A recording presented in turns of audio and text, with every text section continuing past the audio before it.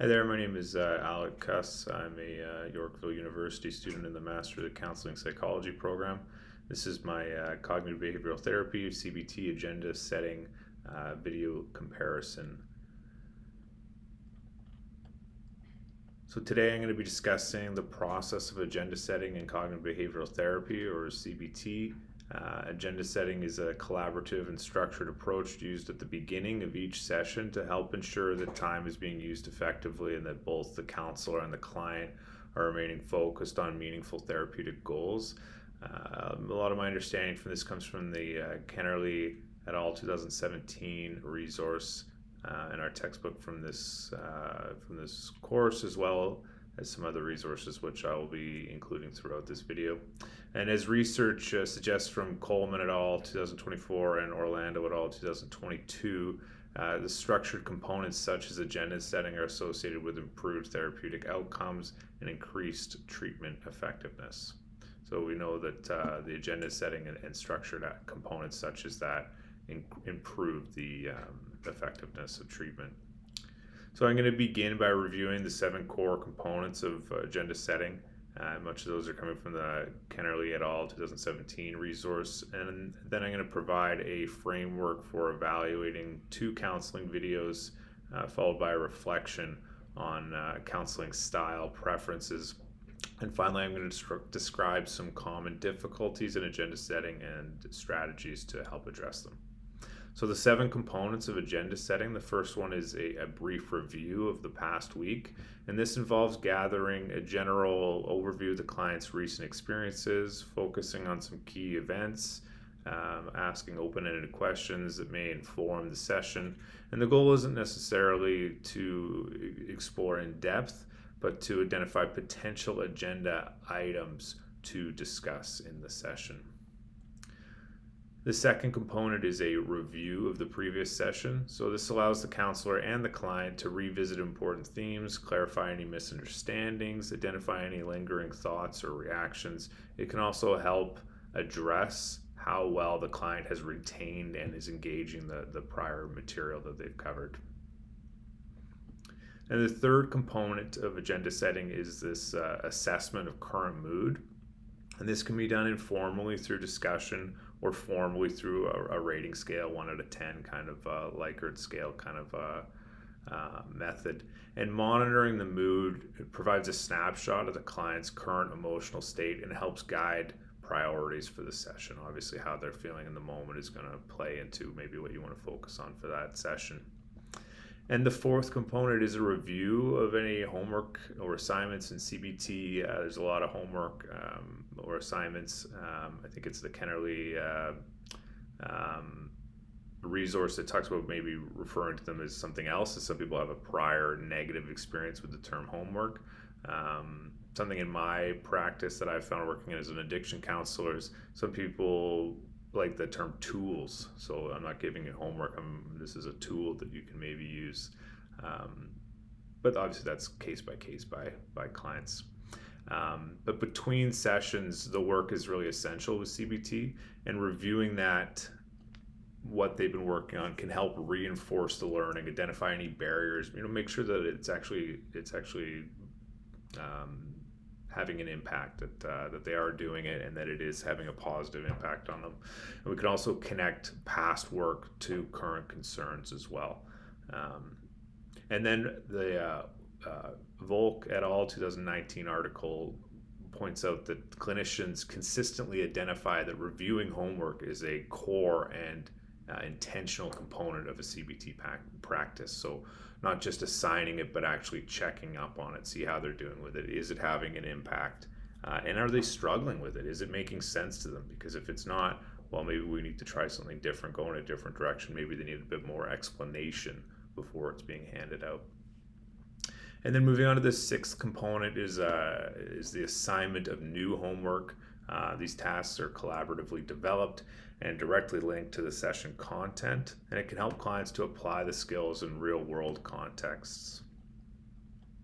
So obviously the checking in, they can build on themselves. So the checking in with the client is going to impact, what we're going to be assigning previous work. So the components are really building on themselves. And this final component is feedback. And at the end of the session, the client is invited to share their experience. Has this been helpful? Has this been unhelpful? Maybe getting specific into it, what was helpful, what wasn't. And this can strengthen collaboration and allows for ongoing adjustment of the therapeutic process. And that's an important point from Kennerly et al. 2017. But research from Coleman et al. 2024 has also highlighted that the therapist behavior, such as collaboration, open-ended questions, can significantly contribute to positive outcomes in CBT. So just the therapist being open, this collaboration, it's less of a teacher or a disciplinarian telling them. It's more of a collaborative team effort working together.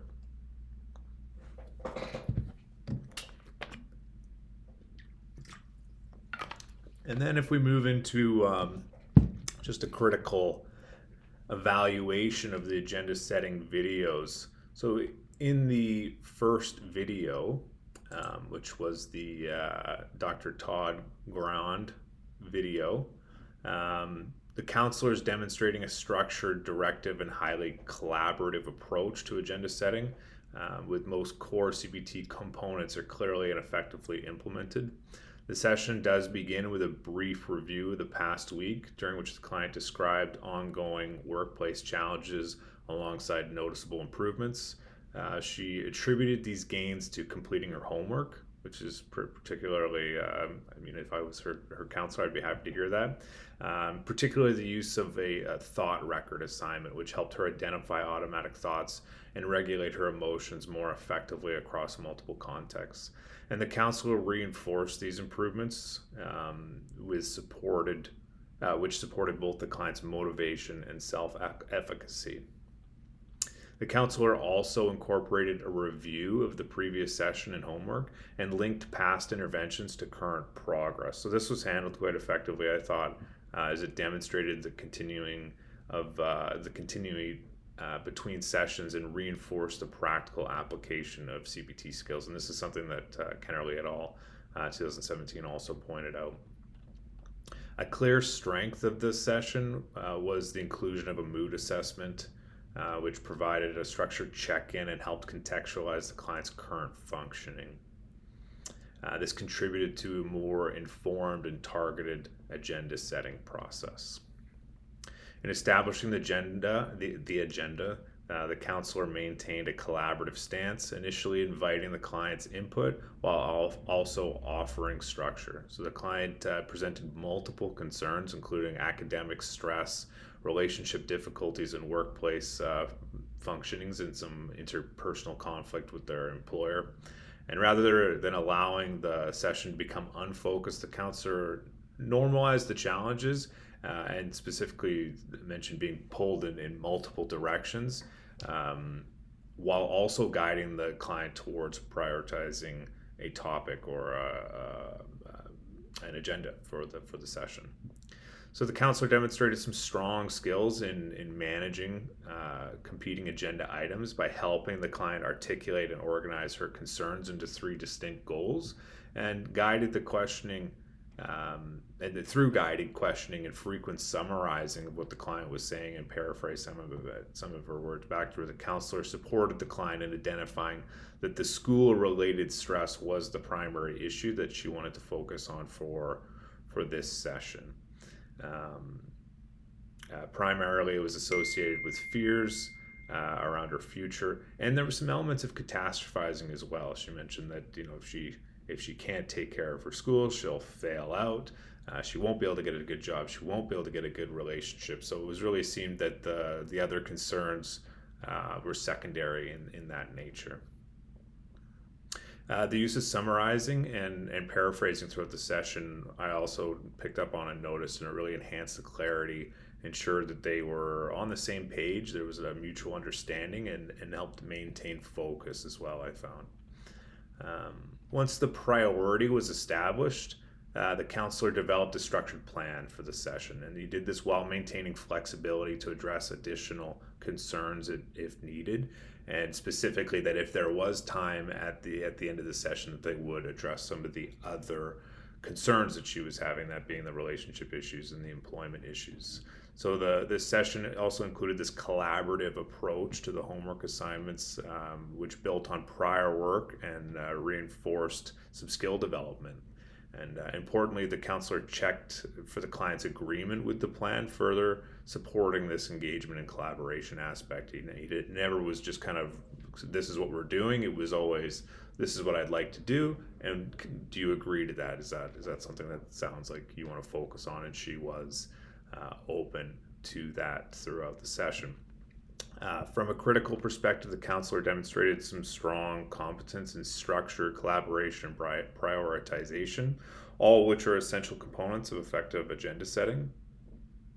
The balance, between directive and collaborative was particularly effective as it provided guidance without undermining client autonomy, I thought. And additionally, the consistent use of summarization strengthened the therapeutic process by maintaining alignment and focus, and just that he is listening, he is paying attention, he's actively listening. One limitation of the session that I picked up on was that it didn't include a formal feedback component at the end. Now, this might be just due to the nature of the video. It's a video depicting the initial portion of a session and agenda setting, and obviously we didn't get to see the end of the session, but feedback is another important element of the CBT, and it supports the ongoing collaboration, allows for adjustment of the therapeutic process. And again, a lot of that's coming from Kennerly et al. 2017's research. Excuse me. But overall, I thought the counselor effectively implemented agenda setting components, demonstrated a structured yet flexible approach that aligns well with best practices in CBT. Now, in the second video, which was by the Koala Counselling Services YouTube page, it was certainly a different style, and the counselor demonstrated again a highly structured and transparent approach to agenda setting with a clear integration of multiple CBT components throughout the session. And the session began with a review of the previous session, so one of the seven, during which the counselor revisited the client's completion of a depression assessment, and this naturally transitioned into a mood assessment where the client was asked to rate their current mood on a Likert scale of 1 to 10. How are you feeling today? The counselor recorded this information visually on a whiteboard, which was pre-labeled at the start of the video with sections such as mood, previous sessions, feedback, and agenda items. And this visual structure was a notable strength, I thought. It reinforced organization, transparency, and collaboration, which are all a big part of this, according to Kennerly et al. 2017 research. The counselor also explored the impact of the previous session, asking whether any specific components had been helpful or unhelpful. The client identified the five-factor model as particularly beneficial, noting that it helped him to better understand the relationship between thoughts and feelings and his behaviors. And the counselor followed that up with some clarifying questions and frequent paraphrasing. His paraphrasing really stood out to me as a symptom or evidence of his active listening and really trying to make sure he was on the same page with his client. And this supports deeper reflection and ensures a shared understanding. Additionally, the counselor explicitly invited feedback about anything that may have been unhelpful, and that really, for me, really reinforces the collaborative and non-defensive stance. And this is a team effort. We are working together, and I also believe the counselor specifically said that at one point. A brief overview of the past week was also incorporated, with the client describing his week as okay, not great, but he did note increased effort in applying CBT techniques and a growing sense of hope, which was something that the counselor validated, which helped reinforce motivation and engagement. In terms of the agenda setting, the counselor again adopted a very collaborative approach by asking the client what would he like to focus on during the session. The client identified experiencing several low points throughout the week, and the counselor then worked to operationalize this concern by exploring what was happening during these low points, including behavioral patterns such as inactivity and remaining in bed seemed to be when these low points were happening for the client. Now, a key strength of the session was the counselor's ability to integrate client concerns within the therapeutic goals. So rather than treating the client's low mood as an isolated issue, the counselor introduced behavioral activation as a relevant intervention and effectively dovetailed for me the client's experience with a core CBT technique. This integration was done collaboratively, with the counselor explaining the rationale and obtaining the client's agreement before adding it to the agenda that he was on the whiteboard for both of them to use and reference. The counselor also demonstrated effective prioritization and structure and writing out a clear agenda that included examining these low points, exploring the associated thoughts, and introducing an activity scheduling. The use of humor was also discussed, or the use of humor is something I also noticed when discussing the possibility of receiving additional homework. And for me, that really contributed to this rapport building, as well as normalizing the process, making the structured approach feel a little less rigid. So they actually, they both laughed at that. At just this idea that yes, you are getting more homework, and that was something that stood out to me. And that I appreciated as well. Just this normalizing, that feels more like a collaborative effort when you can bring a little bit of humor into it. So this homework planning was introduced in a collaborative manner, with the counselor linking it to previously learned skills such as the 5-factor model that was previously mentioned.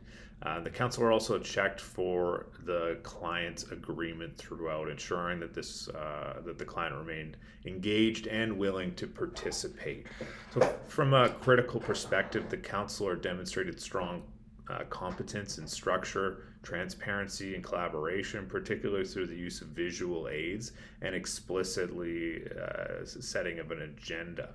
The integration of psychoeducation and intervention planning with the agenda setting process was especially effective and aligned well with CBT's best practices, according to Kennerly et al. 2017. One potential limitation is that the highly structured whiteboard-driven approach may feel somewhat rigid or formulaic for some clients, depending on their preference or level of readiness. However, in this case, the counselor balanced structure with warmth, humor, and collaboration throughout, as well as the active listening component, which appeared to mitigate the risk in this case. Additionally, while feedback was explicitly invited earlier in the session, there was no indication of a formal end of session feedback process. Again, this may be due to the limited scope of the video, but for the purpose of this assignment, it was something I wanted to mention as I was looking for it. Overall, the counselor demonstrated a clear, organized, and collaborative approach to agenda setting, with particular strengths in integrating client concerns with evidence-based CBT interventions, while also maintaining transparency throughout the session. So moving on to counseling style preferences, and video 1, again, reflection. So back to video 1. Which is the Todd Grand videos. In this first video, the counselor demonstrated a structured and collaborative counseling style with a clear emphasis on agenda setting as a central component of the session. From a nonverbal and environmental perspective, the counselor and the client were seated at the same level. Was a supportive sense of equality, I found. The counselor's business casual attire, he was wearing a dress shirt with a tie, and that's slightly more formal of a tone than I would personally adopt in my own practice, and that I would also appreciate in, if I'm going for a collaborative approach. That's more than I would like out of a counselor if I was the client as well. And while this may contribute to the professionalism, it can also introduce a subtle sense of distance depending on the client and authority. And if we're going for this collaborative team approach, this is my personal style preferences that I'm reporting on here. So in terms of communication, the counselor demonstrated strong active listening skills, including consistent eye contact, nonverbal communication. He was nodding quite a lot, using mm-hms, even if he wasn't speaking. Those encouragers of what she was, of her communication and her sharing. And this behavior supported the client's expression and indicated attentiveness. Additionally, the counselor really effectively used paraphrasing and summarization, and this helped clarify the client's concern and maintain focus. Despite these strengths, the overall tone of the session felt somewhat less warm than I would have preferred. Again, it's hard to say. I have no idea. I know they're acting in this case, but it can totally depend. If this is the first time they're seeing a client, what their therapeutic relationship is like. But for me, what I'm looking at it through a critical eye here, it was just a bit less warm than I would have preferred. The counselor acknowledged their progress. I would have liked to have seen more explicit reinforcement and celebration of the improvements that the client was reporting, because they were reporting that they had made significant progress and was feeling better on the work issues that they had experienced from the previous session. So they were experiencing growth from the previous session. I would have liked him to more explicitly celebrate that and encourage the client to celebrate that as well. So increasing the warmth and the validation might have strengthened the therapeutic relationship and enhanced the client engagement as well. Tough to say from a short video, but something I picked up on. And the counselor's approach was notably structured and directive, particularly in guiding the agenda setting process. And while this is consistent with CBT practice, at times it appeared that the counselor was prioritizing the structure over the session and over the client's natural flow of expression. So this created a slight sense to me that the client may have felt rushed or constrained at times, especially if she wanted more space to explore her experiences before committing to specific goals. It was very clear he was there to set an agenda, and to get onto that. And in my practice, I work in an addiction treatment center, so I have access to my patients throughout the day. I can imagine if I'm seeing somebody for 45 minutes once a week or every other week, I want to be more structured probably. I really want to get to these things because I have limited time. But for me, I like to be a bit more open, and if she just wants to talk this week, and explore some things. Obviously, this is an assignment and a video looking at agenda setting, so he has an agenda. He's trying to set an agenda, and he doesn't have that flexibility and that freedom to go off. But that was something that I noticed, that he was guiding the conversation. They were going to set an agenda no matter what, and I just picked up on that. Yeah. So that said, the counselor remained collaborative throughout the session. He offered the client choices and involved her prioritizing concerns. And this balance between direction and collaboration is a key strength. However, in this case, the structure leaned a little bit too rigid, over flexible for me. And again, with the caveats of that's what he's doing for the video. It's a short video to show agenda setting. If they just talk, obviously he's not doing what we're trying to do here. So but yeah, again, I'm trying to look at these things at a critical eye, and that was something that I picked up on. Overall, the first counselor, in the Dr. Todd Grand videos, demonstrated strong technical competence in CBT, the structure and agenda setting. My personal preferences would be to be slightly more warmer, approachable, and client-paced, I suppose, particularly in the early stages of this session. And this, I think, might have helped foster a stronger therapeutic alliance while also maintaining the necessary structure for effective CBT. And this can highlight the ongoing tension in CBT between maintaining structure and allowing space for relational depth, both of which are essential for effective therapy. And then for video 2, a more style reflection. This is the Qual-I Counseling Services video. And again, this is my more personal style reflection, and looking at it through a critical eye. But in the second video, the counselor demonstrated, again, a structured and transparent counseling style with a strong emphasis on visual organization and psychoeducation. And a key difference in this video from the first one is the use of the whiteboard, which I supported clarity. When I first saw it, I really liked it. I thought, man, that's cool. Really like laying it out, not trying to keep any secrets, like this is what we're doing. Which supported the clarity and made the structure, or the session structure, highly visible.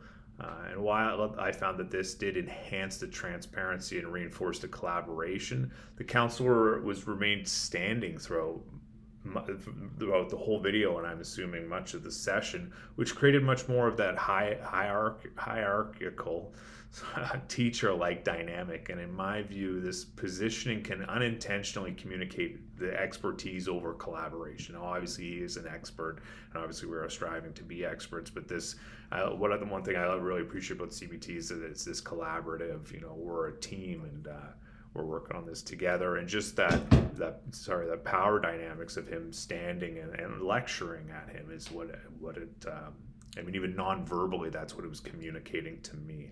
So in my own practice, I always try to sit at an equal level with clients. I try to sit in the same chairs that they're sitting in. And this just might be, this is my personal preference, but something I picked up on this video. So this counselor, as opposed to the video one, is his attire was quite a bit more casual and professional, which I appreciated more. He was wearing more of a polo shirt. He wasn't wearing a tie, and that seemed more approachable to me, a more approachable tone and nonverbal, the collaborative type of tone as well.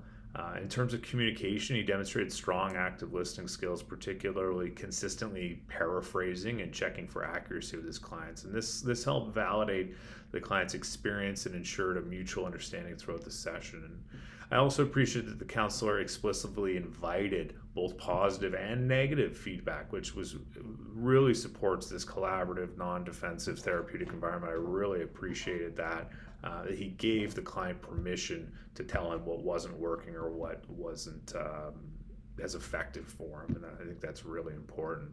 Another strength was his use of humor, which showed up a couple of times, and this appeared to both reduce the tension and make the client feel more comfortable, and this contributed positively to their rapport and helped balance the otherwise structured nature of this session. And that he effectively used humor at least twice in the session, and both times to great effect, I felt.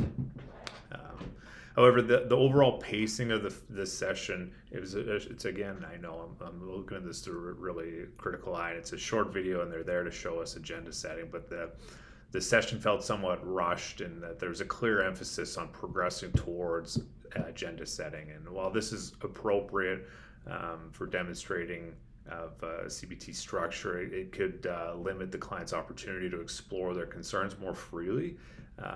If it's me and I come in and a therapist is very clearly trying to direct me and force me into this sort of thing, I might feel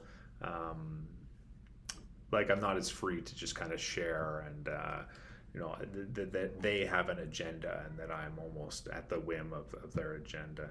And as in the first video, there's a sense that the counselor had a predefined goal, because they do. I mean, they're making a video on agenda setting. They're going to set an agenda, particularly in introducing this in the second video in this behavioral activation. And although the intervention was relevant and it appeared somewhat predetermined rather than fully emerging from the client's agenda, it seemed like no matter what the client was going to bring up, he was bringing in behavioral activation there. So that was just something I picked up on that might engage or might affect clients as differently, and maybe not as well. I also noticed that some limitations in the use of the whiteboard. While it supported structure, the counselor erased earlier client contributions when transitioning to the actual agenda, and this may have unintentionally devalued what the client has initially shared. So retaining this information could have reinforced what the client's input remained central to the session. Additionally, there was room on the whiteboard to shift gears to the agenda and then do that. And rather than that, he erased the original things and then wrote about that. And that just kind of stuck out to me a bit as, oh, I've just, if I'm the client, I've just told you these things in the first couple minutes, and now you're erasing them and moving on. So just something I noticed. Another thing I noticed was the use of shorthand on the board. So if this is supposed to be a helpful, clarifying, collaborative structure that you're putting on the board, why are we using shorthand that the client may not use? So in that case, if he's using shorthand, then it's for him to keep him on pace and on structure. Well, that's okay, but you could do that on a sheet of paper as well, right? So if you're putting it on the whiteboard to benefit the client, I wouldn't be using shorthand. I would be using language that's approachable for my client. And then from the contextual perspective, I think it's important to consider that this style may be appropriate in time limited and structured settings. As I previously said, if I'm seeing a client for 50 minutes once a week or every other week, I'm probably going to be a lot more structured and trying to get to my goals and their agendas and things. And in my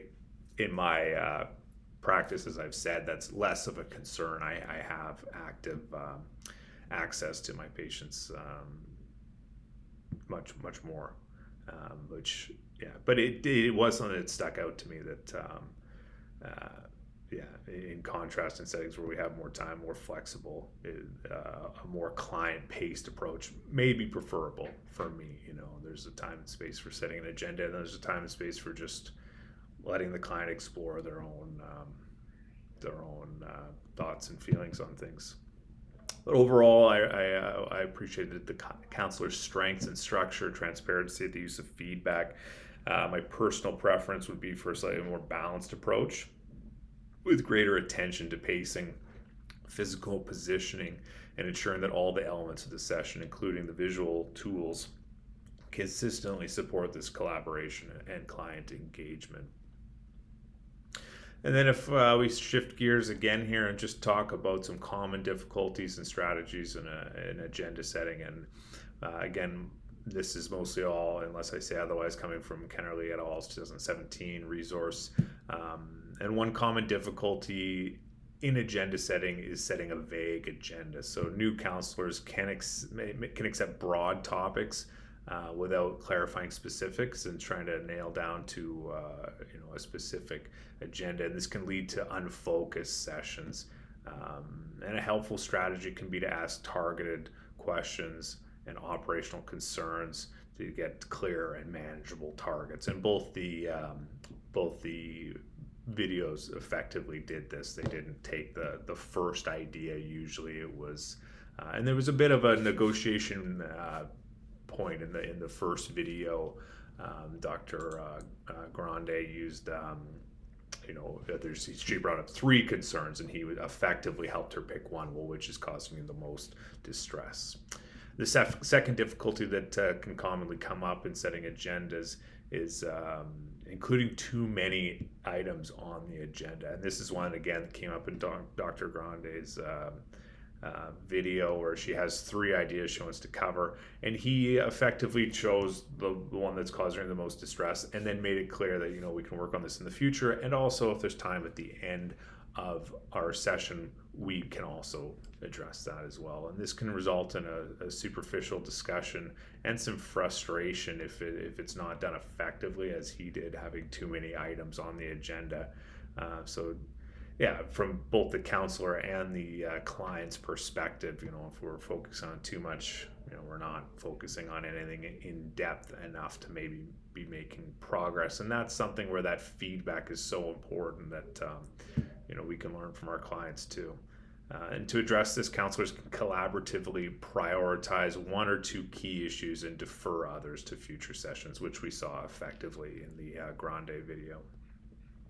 The third difficulty is failing to maintain the collaboration, and counselors can unintentionally dominate the agenda or conversely allow the client to drift without structure. So in the second video, I wouldn't say that he did that, but just that the behavioral activation piece it seemed like that was his agenda. He was bringing that in no matter what. And when the client brought up low points, and he said, okay, yeah, we'll talk about your low points, and we're going to talk about behavioral activation, which isn't to say that's the wrong therapeutic approach by any means, just that it seemed to me if he brought up anything, behavioral activation was coming in, which might have the client feel like it's less of a collaborative approach. And research from Volk et al. 2019 suggests that CBT components are most effective when they're used intentionally and collaboratively rather than rigidly applied or inconsistently applied. And that would be, hitting on this first common difficulty of vague agenda. The second one as well of having too many things on the docket or too many issues on the agenda, but also this idea that rigidly pushing an agenda is going to make this treatment less effective. Additionally, maintaining structure while remaining responsive is key. Evidence from Orlando et al. 2022 indicates that structured elements such as agenda setting and homework are associated with improved treatment outcomes. So we know these things are effective, but we got to use them properly. And in conclusion, agenda setting is a foundational skill in CBT, and it promotes structure, collaboration, and efficiency. And when used effectively, as it was in these videos, I've really been giving them a hard time here because I'm really looking for critical elements.